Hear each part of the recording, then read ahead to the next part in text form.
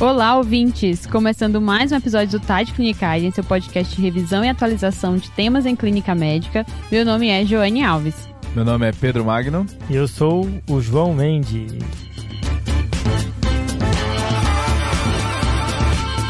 Finalmente, primeiro episódio de 2023, né? Exato. Inaugurando. Depois de um recesso, né, Jo? A gente colocou ali os 2 episódios ali pra só preencher a lacuna, mas agora tá na hora de episódio original. Exato, com caso clínico. Já perdi a conta de há quantos anos a gente tá fazendo o podcast aqui. Agora eu tenho que parar pra pensar, assim, quando é que começou mesmo? Foi 2020 ou 2019? Isso é um bom sinal, João. E pra começar bem o ano, nós vamos começar com caso clínico. Bom demais. E é um caso clínico, Jo, que muito ouvinte vai olhar o título e vai achar que não precisa ouvir, porque já domina essa queixa. Eu vou te falar que tudo que eu aprendi, que é importante de dor de garganta, eu aprendi depois da faculdade, tá? Pra começar, né? Pra começar. Então é uma queixa que é muito comum e a real é que ela é tratada de maneira meio leviana, assim, né?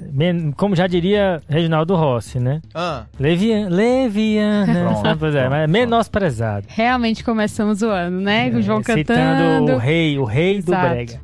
Então, pra quem estiver aqui assistindo o episódio, a gente quer desafiar vocês e aí até o fim, porque tem vários aprendizados interessantes aqui nesse caso clínico, né? Exatamente. E a gente convida vocês a, além de, né, ouvirem toda a discussão, vocês pausarem à medida que a gente vai dando as alíquotas de informações, para também refletirem, pensarem em pós-diagnósticas, o que vocês pediriam de exames complementares, e aí seguindo até o desfecho final. E lembrando aí para o ouvinte que não ouviu nenhum caso ainda, a Joane, que vai apresentar o caso, ela sabe o caso, eu e o Pedro que nós vamos discutir, a gente só sabe a queixa, que no caso a síndrome, né? Que no caso é dor de garganta, e a gente vem aqui tentar montar uma abordagem, essa informação útil para vocês.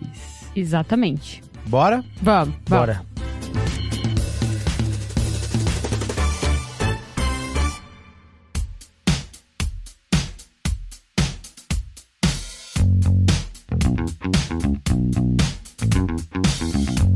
Então, nós temos uma mulher de 22 anos de idade que começou com um quadro de dor de garganta e ela observou no dia seguinte já a presença de uma secreção purulenta, dor para deglutir.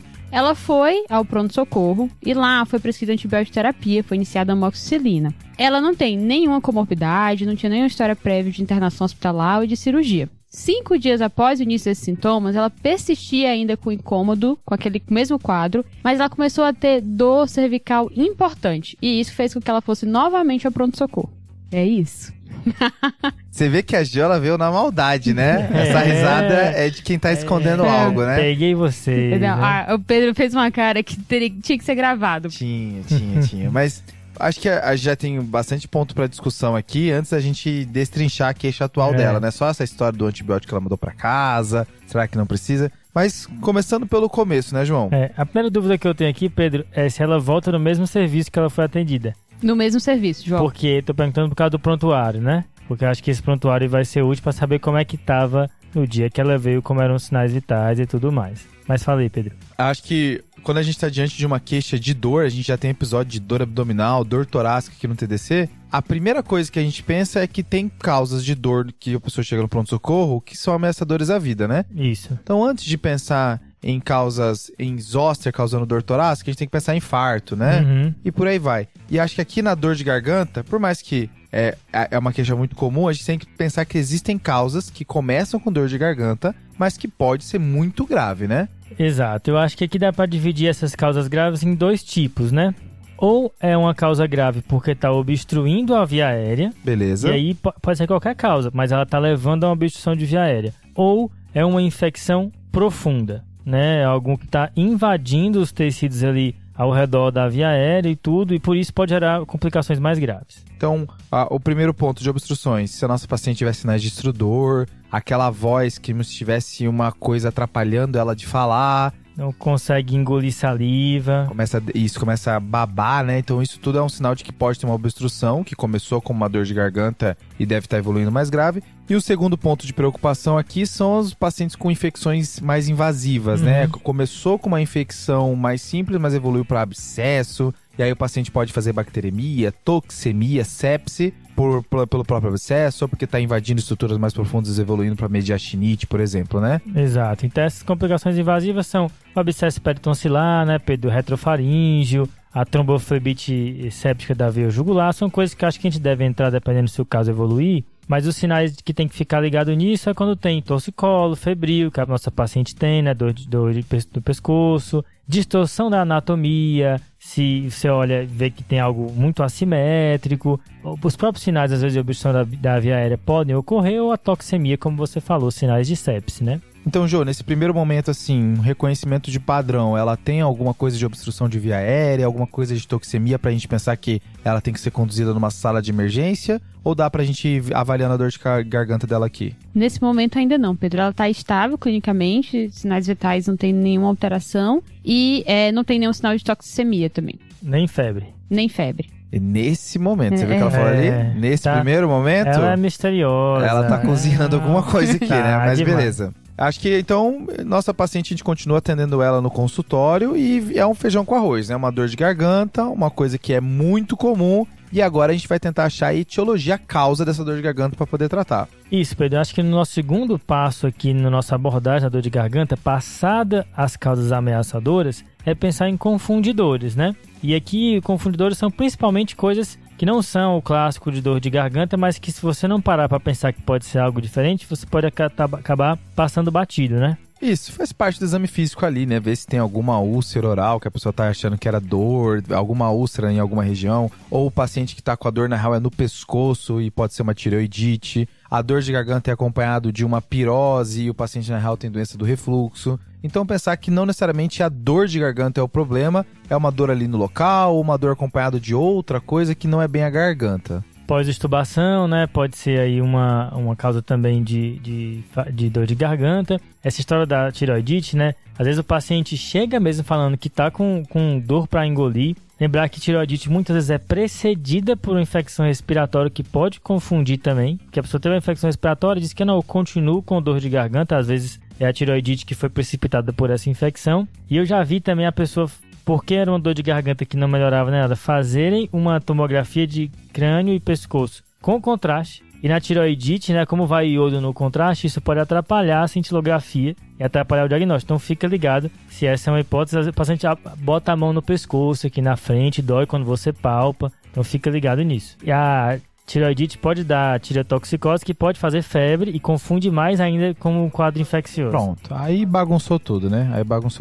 Acho que a ideia é só o nosso ouvinte examinar o paciente, ver se tem alguma coisa que chama mais atenção ali do lado. E aí, passados confundidores, nosso terceiro passo aqui, então primeiro passo, causas graves, segundo passo, confundidores. Terceiro passo estamos diante de uma dor de garganta, provavelmente uma faringoamidalite. E a grande dúvida é, essa faringoamidalite, ela é viral ou ela é bacteriana? E quando a gente bota viral bacteriana uma de cada lado, a gente está falando principalmente de vírus mais simples, como adenovírus, influenza, parainfluenza, e no contexto atual, o Covid pode fazer dor de garganta. Uhum. E do lado bacteriano, a gente está falando do Piógenes, né? Do Streptococcus pyogenes, que é o principal grupo aqui. Então, esse é o principal momento de diferenciação. Isso é uma causa viral ou isso é uma causa bacteriana? Boa, Pedro. Acho que esse é o grosso das fichas verdes e amarelas do PA, né? Se a gente sala vermelha é infarto, é AVC, aqui dor de garganta é o grosso aí da ficha verde e amarela. E, de fato, essa dúvida ela é bem importante de ser respondida porque muda completamente o tratamento,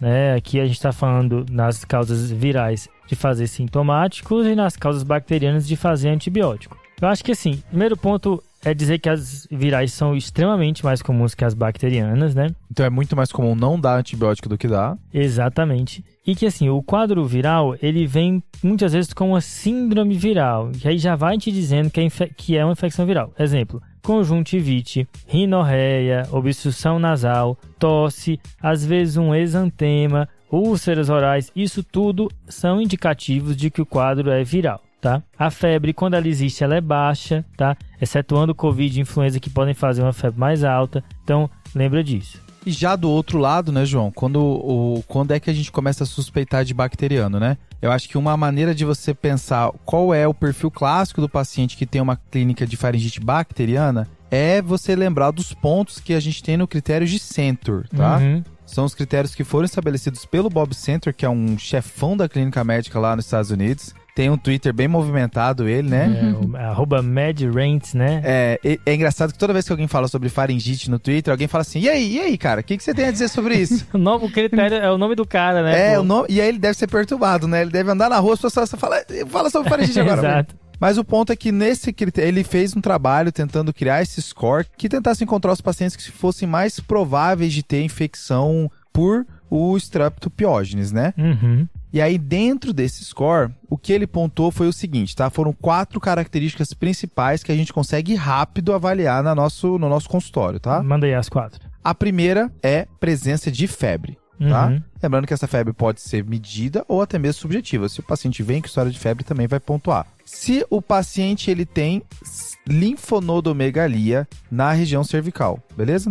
Ok. Uma linfonodomegalia, região cervical anterior. Lembrar que é a anterior, né? Exato. E terceiro ponto, exudato nas tonsilas, né? Que é a famosa placa na garganta, né? Que dizem que esse aqui é o que pesa mais, né? E a quarta característica aqui, que é a melhor pra mim, porque na primeira vez que eu vi foi um momento que foi de divisor de águas pra eu entender o quão importante é esse score, que sozinho eu não ia chegar nele, é a ausência de tosse, tá? Uhum. Pra mim fazia muito sentido o paciente ter infecção de garganta e dar umas tossidas, tranquilo, faz parte. Só que a presença da tosse, ela tá muito mais relacionada a infecções virais do que infecções bacterianas. Então por isso que aqui a ausência vai pontuar, tá? Isso. Eu falei que o exudato pesa mais, mas tudo aqui tem um ponto, né? É só porque nos trabalhos é o que mais indica, mas todos esses têm um ponto e depois veio um cara e modificou o critério dele, né, Pedro? E aí ele tentou individualizar de uma maneira padronizada, né? Uhum. Se o paciente tem menos de 15 anos, ele também pontua. E se o paciente tiver mais de 45 anos, a chance de ter uma infecção pelo Streptococcus é tão baixa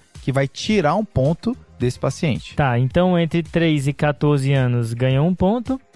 De 15 a 44, 0, não muda nada. E mais que 44, né? 45 para cima, menos um ponto. Exato. Então os critérios de Center, acho que o primeiro ponto é usar eles para lembrar os sintomas clássicos da infecção bacteriana, né? Boa. Mas ele também pode ser utilizado como esse sistema de pontuação para tentar ajudar a definir conduta. A ideia é que se a probabilidade for muito alta de streptococo, então se tiver mais do que 4 pontos, isso quer dizer que é mais de 50% a chance de ser uma infecção pelo Piógenes, já vale a pena tratar. 4 ou 5 pontos já vale a pena tratar. Se for pouco ponto, 0, 1, a chance é menos de 10%, não vale a pena você não tratar nem investigar. Agora a dúvida tá ali no 2 e no 3, né? Uhum. Aqui as recomendações principais é você testar para ver se tem o streptococo na garganta. Uhum. E para isso a gente tem aquele strep test, que não é muito disponibilizado, né? Eu praticamente nunca vi na minha vida. Acho que você já viu mais, né, João?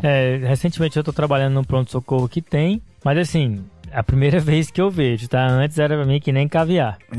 E ele ajuda para tentar, nesse momento de indecisão, ver se tem streptococo ou não naquela garganta e se vale a pena ou não tratar. Se a gente for fazer a da nossa paciente, naquele primeiro momento que ela chegou ali com um dia só de sintoma, primeiro ponto, se ela tinha febre. Pelo que eu entendi, não, né, Jô? Não, nesse primeiro momento não. Então ela não pontua. Ela tinha ausência de tosse? Sim. Então ela ganhou um ponto porque ela não tossia. Se ela tossisse, ia falar mais a favor de infecção viral. Boa. Terceiro ponto, tinha relatado no prontuário linfonodomegalia cervical anterior, Jô? Também não. Não, então ela não pontuou. Uhum. E o quarto ponto, se tinha placa na garganta, se tinha os exudatos na tonsila. Esse foi o motivo da paciente procurar o pronto-socorro. Tá. Então tinha 2, né? Então ela tinha 2 pontos, pela idade ela pontua 0, né? Não tá nem Sim. no grupo que a chance é maior, que é menos de 15, nem no grupo que a chance é muito menor, que é mais de 45. Então aqui ela pontuou 2 pontos. Seria o momento ideal de fazer o strep test, ver se é o streptococo ou não, e aí assim tomar a decisão do antibiótico, né, João? Boa. Lembrando que assim, paciente que tem score de 104, tá? Ele tem 50% de chance mais ou menos de ter o streptococo, né? Então assim, como ela tinha 2, ela tinha uma chance baixa, né? Então alta chance da gente ter prescrito antibiótico para um paciente que não precisava. Óbvio, pode ser que ele precisava, a gente precisava do teste para isso, né? Lembrar que em geral a gente tem problema com prescrição excessiva de antibiótico e não com prescrição reduzida, né? Acho que na ausência de strep test, que é a prática de muita gente, né? O 3, a tendência vai ser tratar. E o 2 vai ser muito individualizar, né? Ver se tem mesmo cara de bactéria ou não. Ver como é que é o acesso do paciente a serviço de saúde caso não melhore. E a ideia de você prescrever o antibiótico aqui é para diminuir a questão de febre reumática e complicações supurativas, né? Exato. Não a própria dor de garganta, que a dor de garganta em si ela vai sumir com ou sem antibiótico. O problema são as complicações supurativas e das não supurativas a febre reumática. Exato, assim, tava muito no começo, né, assim, se ela não fosse uma paciente de risco, você podia optar por esperar também e fazer uma reavaliação em 2-3 dias, né, a gente já sabe que ela voltou, mas também, assim, não dá para dizer que dar esse antibiótico num contexto que você não tem o teste está completamente errado, né, porque o certo seria ter o teste para investigar, mas a gente sabe que é pouco disponível. Beleza. Lembrar que o que a gente está falando aqui é do strep test, que é um teste rápido, ali no pronto-socorro mesmo, para você saber se o paciente sai com antibiótico ou não, já decide em alguns minutos. Mas existe também um teste mais acurado, que é a cultura da orofaringe, e que muitas vezes essa cultura da orofaringe é solicitada quando o strep test vem negativo, mas a suspeita de faringite bacteriana por estreptococo persiste. Aí você vai na cultura. Acho que assim, já que você está falando de cultura e a gente está falando muito de strepto, né? Essa paciente no primeiro momento daria para ser testada para Covid também, né? A gente teve ondas de variantes do Covid que a principal sintoma era a dor de garganta. Acho que é o caso aqui de testar para Covid também, né? É uma preocupação válida, Pedro, mas esse caso é uma era pré-Covid, tá? Ah, existia? Eu não lembro dessa era pré-Covid, né? E sabe qual é outra dúvida boa? E se o paciente tiver tonsilectomia? Da onde que coleta? E aí? Aí você vai na fossa da tonsila e na faringe posterior. Ah, excelente. A fossa dava pra induzir, mas a fossa posterior não. Beleza, eu acho que assim, então, voltando a nossa paciente de qualquer jeito fez o antibiótico, não melhorou e voltou. Tá? Isso. Aí eu acho que, estruturando a nossa abordagem de dor de garganta, a gente começou com causas ameaçadoras a vidas. Depois passamos ali rápido pelas causas confundidoras. E o terceiro tópico foi falar dessa principal diferença entre vírus versus bacteriano. Sendo que bacteriano era para ter respondido a amoxicilina e vírus já era para ter melhorado. É, boa, Pedro. Assim, normalmente a faringite estreptocócica, ela melhora ali no máximo no terceiro dia, né? E ela já rompeu essa barreira. Isso tá muito estranho. A gente vai para o nosso quarto passo da abordagem da dor de garganta, que é a faringite que não melhora / outras causas aqui para se pensar, tá? Boa. Aí eu acho que aqui a gente consegue agrupar em 4 gavetas aqui, né? Da faringite que não melhora outras causas. Bora, primeira gaveta. Doenças que causam a síndrome mononucleose. Beleza, ok. Segunda, infecções sexualmente transmissíveis, as ISTs. Fechou. Terceiro, outras bactérias que não são o estreptococo. Tá. E quarto, são as complicações invasivas, supurativas, né? Maravilha. Então, das doenças que causam mononucleose, aqui, assim, o vírus mais lembrado, né, é o Epstein-Barr vírus, né? Lembrar que uma coisa que marca a mononucleose é o fato dela ser um pouco mais arrastada, né, do que a faringite habitual. Muitas vezes vem com fadiga, náusea é uma coisa que chama atenção. A população é ali o adolescente / adulto jovem, né? O linfonodo costuma ser posterior. Então, por isso que no critério de centro está o linfonodo anterior, porque no mononucleose é mais posterior. E aqui você suspeitou, né? Muitas vezes você suspeita na segunda vez que o paciente vem, porque quando ele vem muito no começo, vão pensar em causas mais comuns, o que é correto. E aqui você tem que pedir exame, porque uma coisa que sugere bastante é a linfocitose, especialmente com linfócitos atípicos. Pode vir uma hepatitezinha também, né? Nessa parte, tanto de exames de sangue quanto do exame físico, João, a gente tem aquele artigo que a gente sempre cita aqui do JAMA, né, de exame físico baseado em evidência, que vai estar aqui nas referências desse episódio. E aqui, ele coloca aqui petequias no palato, linfonodomegalia cervical posterior, todos esses, quando estão presentes, aumentam a chance mesmo de ter mononucleose, mas quando tem esse hemograma alterado, que você mencionou, uma linfocitose com linfocitose atípica, a chance é bizarro. É uma razão de verossemelhança positiva, assim, pode chegar até 50, 54, a depender da combinação. Deus. Se o paciente tiver mais de 50% de linfócitos e 10% de linfócito atípico, é 54, é um dos maiores números que eu já vi. Assim, grita que deve ser mononucleose, né? Exato. Então é aquele hemograminha que pode te ajudar, né? Maravilha. Inclusive, vai até entrar aqui nos exames que a gente vai pedir. Boa. E aí, uma vez que você tem o quadro clínico típico, né, com esse hemograma, a presença de anticorpos heterófilos, né, um exame que você pede, já fecha o diagnóstico de mononucleose por EBV. Você pode assumir que é isso. Se você não tiver anticorpos heterófilos, aí idealmente faz uma pesquisa de anticorpos aí para Epstein-Barr vírus mesmo, né? Tem vários, anti-VCA, anti-EBNA, né? Agora, marca também que mononucleose não é só EBV, tá, pessoal? Lembrar que o CMV e o HSV, o herpes vírus, também podem fazer uma síndrome similar. Vale a pena você pensar quando o paciente tem mononucleose, mas é EBV negativo. Então você aciona esses vírus numa síndrome de mononucleose com EBV negativo. Tem gente que fala também que se isso acontece, tem que pensar em HIV, que vai ser a nossa próxima gaveta. Que é essa próxima gaveta, a segunda gaveta das infecções sexualmente transmissíveis. A gente tem 3 doenças principais aqui. HIV, sífilis e infecção por gonococo. Boa. Tá? Então, o HIV aqui, a gente está falando do HIV agudo, né? Aquele paciente que acabou de ser infectado pelo HIV, ele pode fazer uma síndrome monolike e que é característica essa dor de garganta importante, podendo ter um rash também e linfonodomegalia disseminada. A gente tem um episódio que a gente fala sobre HIV agudo, que é um bolos. Aí, como os bolos não são numerados, tem que dar a localização geográfica. Sim. É entre o 100 e o 101, tá? Ah, beleza. Entre os episódios 100 e o 101 no TDC, tem um bolo sobre diagnóstico de HIV, que a gente menciona um pouco sobre quais exames pedir, porque aqui, não necessariamente pedir anticorpo vai te ajudar. Tem anticorpo que vai positivar depois de 4 semanas de contato com o vírus, sendo que o paciente acabou de ter o contato. Então aqui o ideal é você pedir outros exames, pedir a pesquisa do vírus direto, pesquisa de antígeno, a depender de qual geração que é o anticorpo. Então é um desafio diagnóstico fazer o diagnóstico de HIV agudo, que pode se apresentar como dor de garganta. Boa. Uma coisa que marca também é a presença de úlceras mucocutâneas dolorosas, né? Isso chama bastante atenção para HIV agudo. Aí então vai ter que perguntar sobre fatores de risco sexuais. A população de risco é principalmente entre os 15 e 30 anos, óbvio que mais ou menos a depender da situação, mas a nossa paciente tá nessa faixa etária, tá com uma dor de garganta que não melhora, apesar de não ter outras características, não ter febre, racha ainda, mas já me dá vontade de pedir algum exame nesse sentido, tá?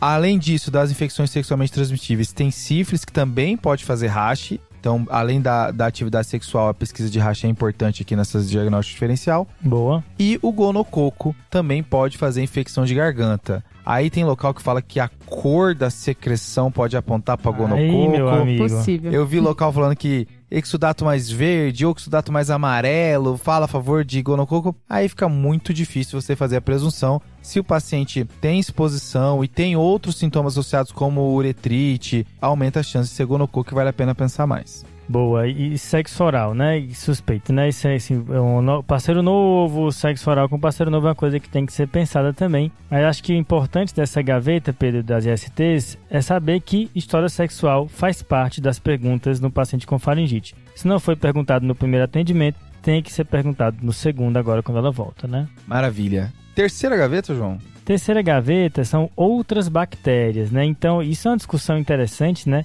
Já até estava falando sobre isso aqui antes de começar o episódio, que assim, não é só o streptococo do grupo A que faz faringite bacteriana, especialmente no adulto, né? Existem outras bactérias que fazem, a gente acabou de falar até de 2, né? Sífilis e gonococo, mas streptococo do grupo C e streptococo do grupo G também podem fazer. Esses não se associam com febre reumática. O Fusobacterium necrophorum também pode fazer. E o Arcanobacterium hemolítico, tá? Então, o Arcano ele puxou aqui para um RPG, né? Vai ter o Arcano, vai ter o Guerreiro, o arqueiro, né? O Arqueiro, beleza. O Arcano chamou. Magia mais 10, força 3. Mas é importante saber isso porque existe até um repropósito dos critérios de Centro nos últimos anos, né? É um critério que foi inicialmente desenhado para detectar faringite por streptococo, só que estão vendo que quando o critério de Centro ele vem alto, por mais que você tenha uma pesquisa de streptococo negativa, muitas vezes o que você tem são outras bactérias, né? O Fusobacterium necrophorum, por exemplo, e daí surge a dúvida se esses pacientes que têm Centor alto, por mais que tenham um strep test negativo, não se beneficiariam de antibióticos também, né? Então lembra disso aí. Até porque essas bactérias elas podem fazer as complicações supurativas, né? Então às vezes não necessariamente faz febre reumática, mas pode fazer abscessos e evoluir grave, né? Tem uma outra bactéria que tá nesse grupo aqui, tá, João? É a bactéria que vem com uma secreção mais cinzenta, podendo fazer até uma coriza sanguinolenta aqui. Essa daí é aquela que você tenta tirar e se não sair, né? É, tem essa paradinha, que é a difteria, né? Então, pacientes não vacinados, pacientes que às vezes vêm de países em que tem maior chance de ter difteria, tem essa loucura aqui também. Tá? Membrana que não sai, né? Mas antes de puxar a próxima gaveta, Pedro, acho que é interessante falar de um fenômeno, né? Que a gente falou de dar antibiótico aqui nessas situações. Existe uma coisa que acontece nas mononucleoses, lá que estão lá na nossa primeira gaveta, que é um fenômeno de surgimento de um rash, né? Após o uso de antibióticos, de amoxicilina, algo que pode acontecer nas mononucleoses, né? Isso muitas vezes é até motivo do paciente dizer que tem alergia à penicilina, mas não é um fenômeno que pode acontecer nesse cenário. Isso, o paciente achou que era bacteriano, começou a tratar com amoxicilina e aí ele volta dizendo que teve um rash, aumenta a chance, levanta a orelha que pode ser mononucleose. Até porque a mononucleose pode fazer exudato purulento, que muitas vezes vai motivar um antibiótico, né? Acho que ainda nesse tema dos rashes e dor de garganta, as infecções virais podem fazer um rash maculopapular, né? Mas o streptococcus e o arcanobactério também podem fazer um rash escarlatiniforme. Tanto é que a escarlatina é uma doença do streptococcus, né? Que é aquele rash mais difuso, né? Que tem ali um aspecto áspero da pele, que na região perioral fica mais pálido. Então lembra que também existe esse rash nas faringites. Mas já passando de mononucleose, que é a primeira, infecções sexualmente transmissíveis, que são a segunda, outras bactérias, que são a terceira, a gente vai para a quarta e última gaveta, que são as complicações supurativas, as infecções invasivas aí das faringites. Exato, a gente chegou a mencionar algumas delas, né, lá no começo, quando a gente estava com medo do paciente estar mais grave do que a gente imaginava, mas a ideia aqui é lembrar que o paciente ele pode ter uma complicação, né, então você começou inicialmente apenas com uma faringite, mas depois evoluiu com um abscesso, por exemplo, e aqui tem 2 abscessos que vale a pena destaque, que é o abscesso peritonsilar, que pode fazer aquele abalamento de úvula, pode fazer aquele trismo, onde o paciente tem hipersalivação e não consegue abrir a boca. Isso é uma conduta que pode se ficar grave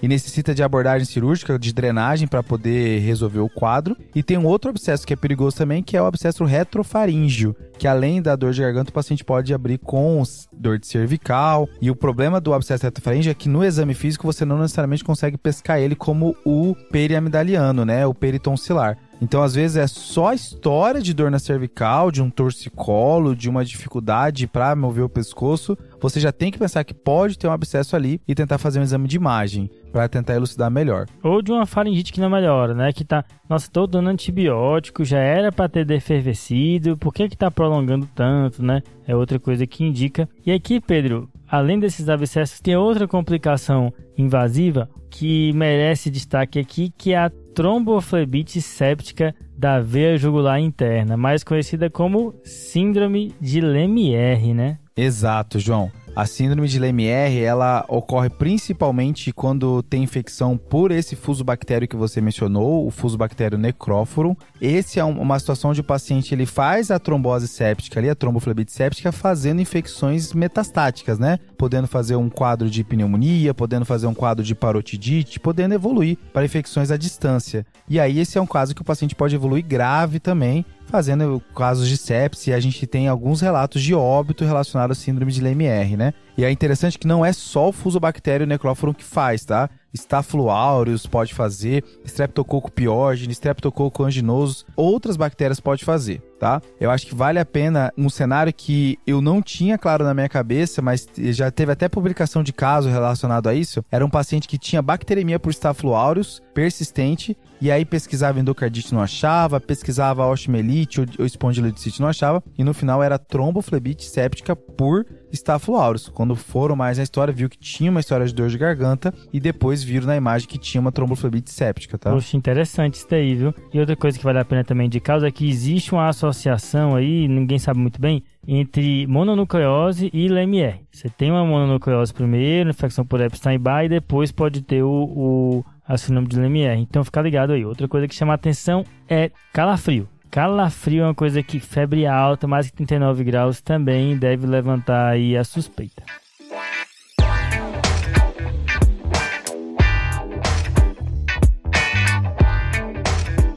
Beleza, eu acho que passado as 4 gavetas aqui de causas que não melhoram, ou causas que você, mais atípicos, que você até pode pensar de cara, mas que não é o habitual, a gente precisa voltar pro nosso caso das pacientes, né? Boa, a Joane falou só que ela voltou com dor no pescoço, né? Mas acho que falta coisa aí, né? Exame físicozinho, né? A gente falou que o rash pode aparecer em várias situações diferentes.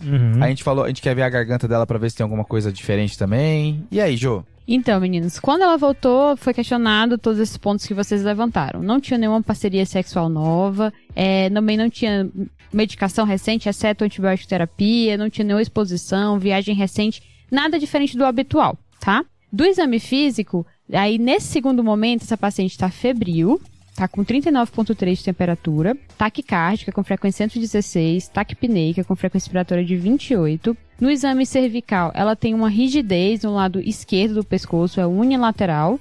Não tem nenhuma linfonodomegalia palpável, é só bastante rigidez. E na orofaringe, não é perceptível nenhum abalamento. Ainda não tem mais aquela secreção que foi descrita inicialmente, as placas, mas não é visível nenhum abalamento, nenhuma outra alteração anatômica. Do restante do exame físico, cutâneo não tinha nenhuma alteração, e o que apresentava alteração era um murmúrio vesicular reduzido na base do hemitórax esquerdo, sem nenhum ruído adventício, e também não tinha estridor, que foi uma coisa que vocês perguntaram no começo, né? Aqui ela permanecia sem esse sintoma. Boa.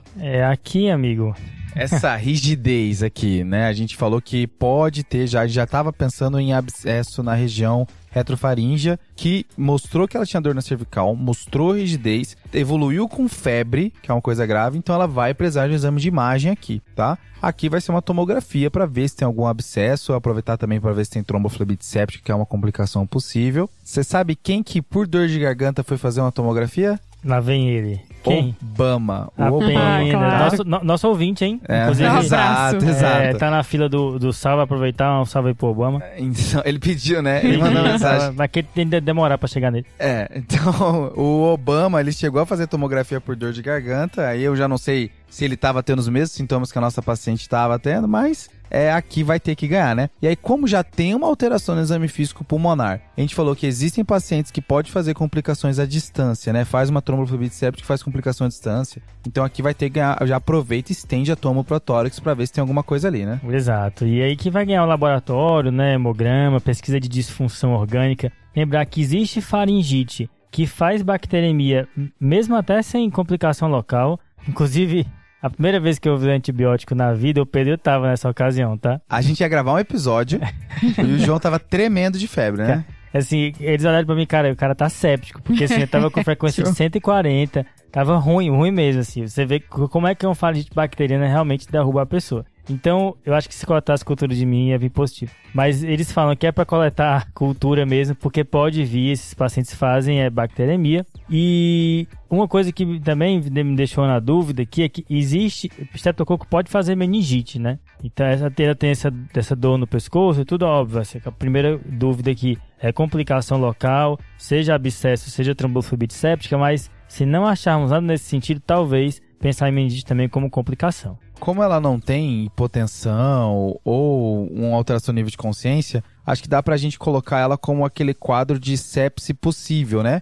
Onde você espera os exames iniciais pra começar antibiótico de amplo espectro. Então, não necessariamente precisaria entrar rápido na primeira hora, porque ainda pode ser, como o João falou, só uma faringite e fazendo todos esses sintomas mais fortes. Mas é aquela paciente que você já tá olhando ela meio torto já, porque pode evoluir mal. Você fica engatilhado pra começar antibiótico aqui pra ela. Boa. De amplo espectro. Então, meninos, aí ela tinha exames complementares, uma hemoglobina normal de 12,5, uma leucocitose de 18.900 com predomínio de neutrófilos, sem linfocitose, plaqueta de 385.000, PCR aumentado de 318, função renal normal, demais exames laboratoriais todos normais, bilirrubina, CGO, TGP, não tinham disfunções orgânicas, e as sorologias todas eram não reagentes, tá? HIV, EBV, toxo, MV, VDRL, tudo não reagente. E a tomografia, jovem? Então, inicialmente foi realizada a ultrassonografia cervical, que viu que a veia jugular interna esquerda tinha paredes espessadas, sem fluxo ao Doppler, tinha borramentos de planos adiposos subjacentes, que era compatível com trombose séptica da veia jugular interna esquerda. Depois ela foi para realizar a tomografia, que foi compatível, né, com esse achado, a angiotomo cervical, E no tórax ele encontrou um moderado derrame pleural à esquerda com uma consolidação ali ipsilateral compatível com um processo infeccioso. Possível embolização séptica aqui, né? Exato. Eu acho que, como a gente mencionou, né, a tromboflebite séptica, que essa nossa paciente tem, a principal causa é Fusobacterium necrófilo, que é um anaeróbio, né? Isso. E as culturas que a gente coleta geralmente é frasco de aeróbio e pode não crescer. Então esse é um caso que talvez valha a pena, viu essa imagem, é tentar ver como coletar um frasco de anaeróbio no seu serviço para coletar para esse paciente aqui, né? Boa, lembrar que ela estava usando só amoxicilina antes, né? Que pode não cobrir aí anaeróbios, né? Um motivo aí, talvez, dela ter acabado evoluindo dessa maneira. Por isso que a recomendação aqui diante de tromboflebite séptica é escalonar, é fazer uma cobertura mais garantida de anaeróbio. Aí aqui a recomendação é fazer piperacilina tazobactam ou até mesmo algum carbapenêmico, que são antibióticos que pegam anaeróbio, que a gente citou no Guia TDC, Exatamente. Tá bem? A gente tem um dos tópicos do Guia TDC que é sobre quais antibióticos pegam anaeróbio, se existe associação com mortalidade, não existe. Então é uma coisa bem interessante que a gente repercutiu lá no Guia TDC, na edição de número 25, tá? Boa, Guia TDC, que é nosso serviço de revisão e atualização em clínica médica. O assinante tem direito a 3 tópicos por semana de artigos que acabaram de sair, onde a gente revisa o tema e também atualiza com o que saiu, além de uma revisão por mês com o tema escolhido pelos assinantes e um caso clínico. O link aqui está disponível na descrição do episódio. Boa, tudo isso em áudio e em texto. Maravilha. Então, em casos mais graves, a gente precisa cobrir anaeróbio e pode ser recomendado esses antibióticos, tá? Boa. E como a gente mencionou, é um caso potencialmente grave aqui, tá? A gente tem relatos de pacientes que vão a óbito e são pacientes jovens, né? O fusobactério gosta da idade entre os 15 e 30 anos, parecido com as infecções sexualmente transmissíveis. Então, é uma idade ruim, assim, que você nem pontua nos critérios de Center, então não é para ter estreptococo e pode ter dor de garganta se fantasiado de estreptococo. Uhum. Então, a gente tem vários relatos de pacientes que foram a óbito por tromboflebite séptica, mas apesar disso, o tratamento ainda é puramente antibiótico-terapia, né? Exatamente. Existe dúvida quanto à anticoagulação, né? Ninguém sabe o que fazer e de última análise, se não tá melhorando com nada, pode ser feita a ligadura da veia jugular, mas o principal é antibiótico. É uma paciente que a média de hospital é 25 dias, uma semana de UTI, então realmente é um quadro grave.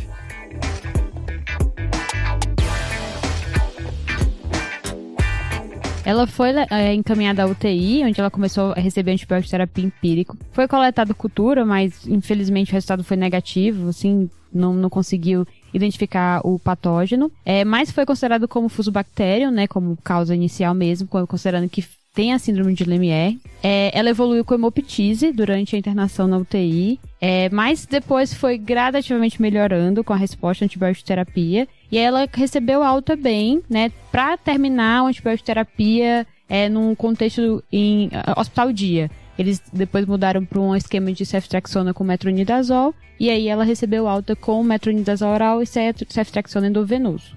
Maravilha, Jo. Aprender com caso é sempre bom. Aprender com caso que o paciente melhora no fim, melhor ainda, né? Exato. Ainda bem que deu tudo certo aí com essa paciente, né, jovem aí. Ainda bem que deu tudo certo, ainda bem. Eu já vi, assim, o próprio Bob Center mencionando que tem que pensar em sinais de alarme para pensar em Lemierre, quando você vê pacientes com tremores, como o João mencionou, né, os calafrios bem importantes, edema de pescoço, problema para hipersalivação, né? Problema para começar a engolir a própria saliva, e quando a infecção dura mais de 5 dias, né?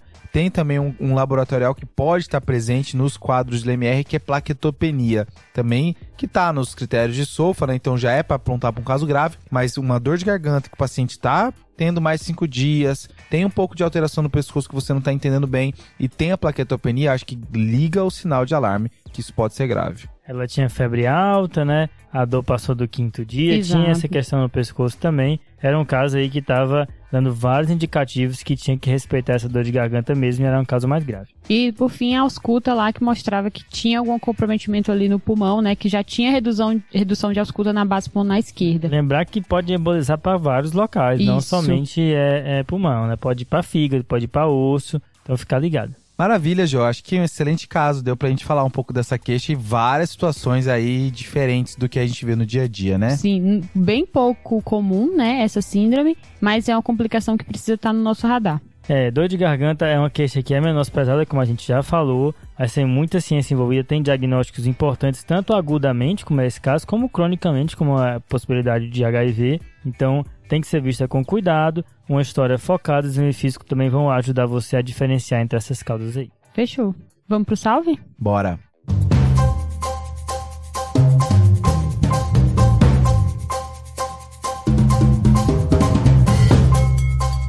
E começando com você, Jô, pra quem que vai o seu salve? Tenho 2 salves, Pedro. O primeiro é pro Rafael Machado, que ele é interno da Federal do Acre, a UFAC. Ele disse que é muito fã do TDC e já pediu várias vezes o abraço, então fica aqui o nosso salve pra ele. Salve! E o outro salve é pro Ian Vilas Boas. O Ian, ele faz faculdade de medicina lá na Unesp Botucatu. E ele também é muito fã, ele já tá no internato também. E diversas vezes compartilha o nosso... Várias. Muitas, compartilha o nosso conteúdo. Então fica aqui nosso abraço pro Ian também. Um abraço, Ian. Abraço, Ian, valeu demais.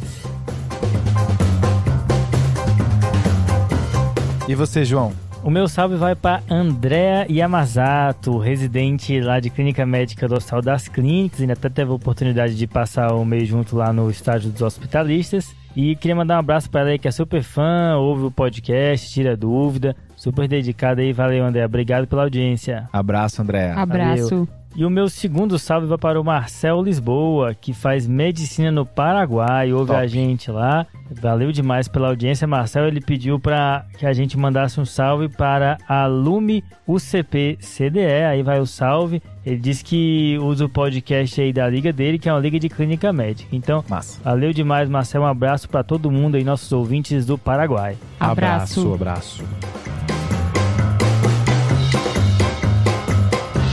E o seu salve, Pedro? O meu salve vai direto pro Twitter, tá? Opa! A Marina, que tem o @ciclosmarina, tá?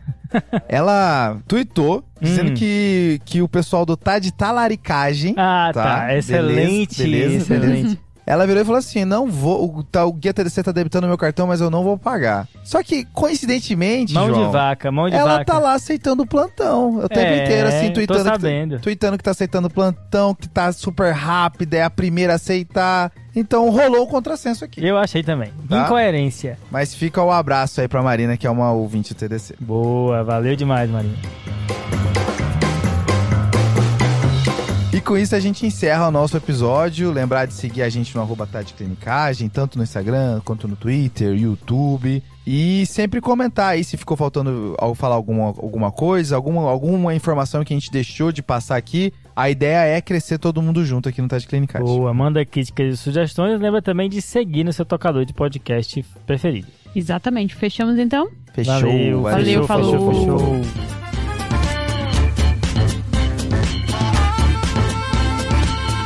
Esse podcast tem como objetivo educação médica.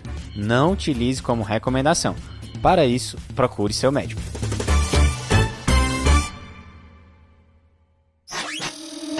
Essa é uma produção do Bicho de Goiaba.